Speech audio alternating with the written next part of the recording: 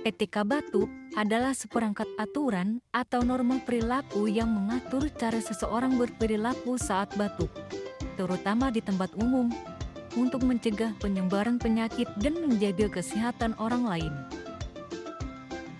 Tujuan etika batuk adalah yang pertama mencegah penyebaran penyakit. Dengan menutup mulut dan hidung saat batuk, gunakan tisu dan mencuci tangan, kita dapat mengurangi resiko penyebaran kuman dan penyakit. Kedua, menjaga kesehatan orang lain. Etika batuk membantu melindungi orang lain dari kemungkinan terinfeksi penyakit yang kita derita. Nah, ketiga, menghormati orang lain. Dengan berperilaku sopan dan bertanggung jawab saat batuk, kita dapat menunjukkan rasa hormat terhadap orang lain dan lingkungan sekitar.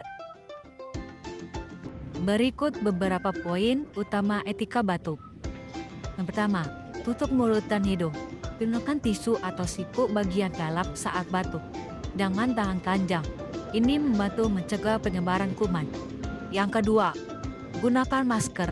Jika sedang batuk-batuk, terutama karena sakit, pakailah masker saat berada di tempat umum.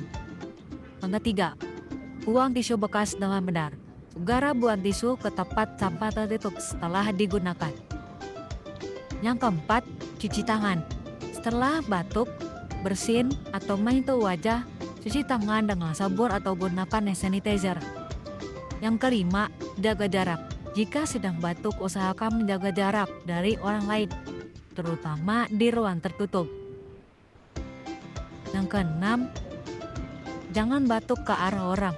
Alihkan wajah dari orang lain ketika merasakan batuk.